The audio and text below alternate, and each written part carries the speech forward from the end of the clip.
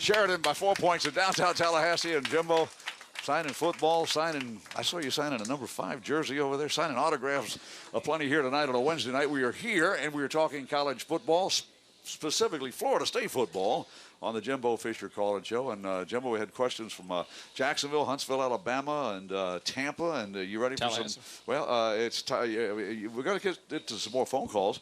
But my question, are you ready for a Twitter question?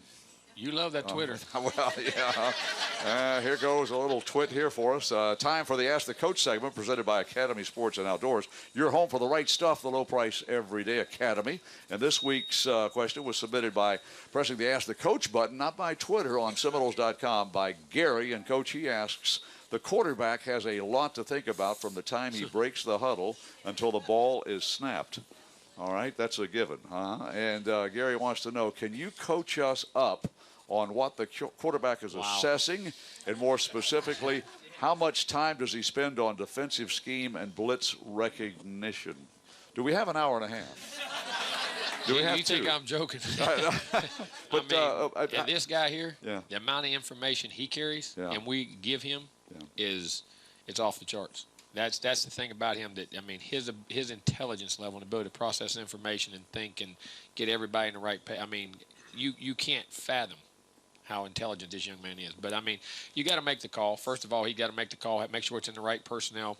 As he breaks the huddle, making sure the guys are going the right place, and then to get a read. And immediately when you call something, you immediately get a picture in your head.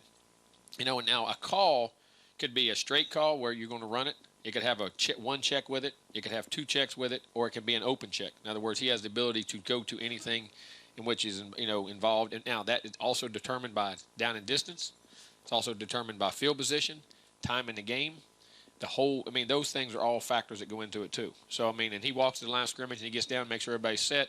He's going to find the safeties. He's going to find out if it's too high, it's going to be 1 high, and no. And then also what are their main blitz looks. And now he's going to remember, as soon as that call was made by down and distance, time zone, field zone, what are their blitz tendencies will immediately register in his head. Okay, this may be a 42% blitz here, maybe a 48% blitz here. Number 1 blitz in this situation could be the Mike and the Will. The number 1 blitz in this situation could be the corner and the Mike. That change, it could be, if it's a bare front, they like the Mike A, which they did. They were running that backer right through the gut the other day. Then by what they line up in, those things got to get processed. Now, you're walking line of scrimmage about 18 seconds to go on the clock. Now, that's got to get processed. That's got to get lined up. Then you got to make sure your guys, then you got to snap the ball, then you got to read the defense, whether all those coverages there, whether the blitz is coming, then process by what coverage. Now, if they don't blitz, now I'm going here, here, and here. If they do blitz, I'm going here, here, and here. This coverage, I'm going to this side. This coverage, I'm going to this side. So, this game of football now is you can't play and not be smart. It doesn't work.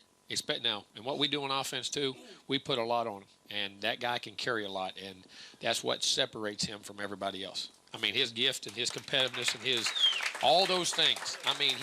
He has all those, but he can process this game now. He can process it, and the bad thing about it, he can talk to him. We're having this. He doesn't have to see it drawn. He doesn't have to see it on film. When you talk to him, it's there. It's like talking to a coach.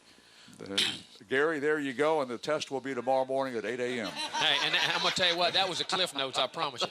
I promise you that was the Cliff Notes.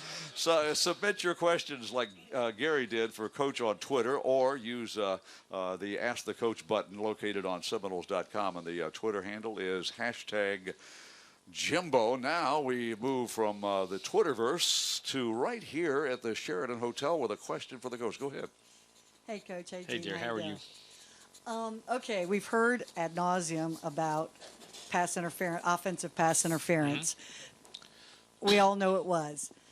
My question is, had there not been offensive pass interference, how should that defensive play have played out? Because as it was, obviously we ended up with a wide open receiver. Well, the other thing that should have happened on the play, which you saw P.J. Williams coming over, Jalen got blocked into his guy, and what Darby's got to do is read the release of 3, and if the 3 goes vertical, with 1 going flat like was happening, he's got to jump on the outside and play that, and then PJ's got to switch that off, which PJ was coming, and Darby was working that way, but he got picked.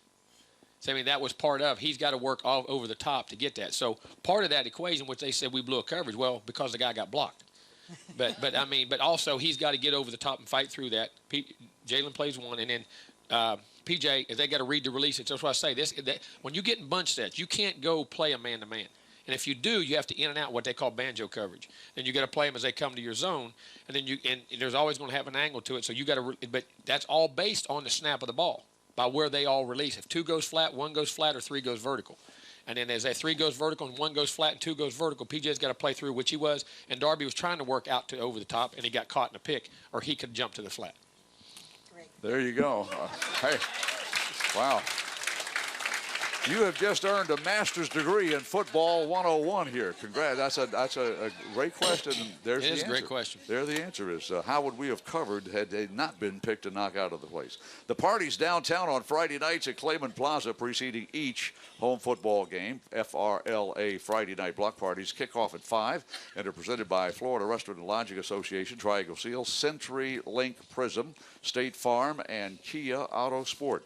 The Jimbo Fisher Call-In Show, presented by Napleton Infinity Live from the 4 Points by Sheridan, will continue after these messages.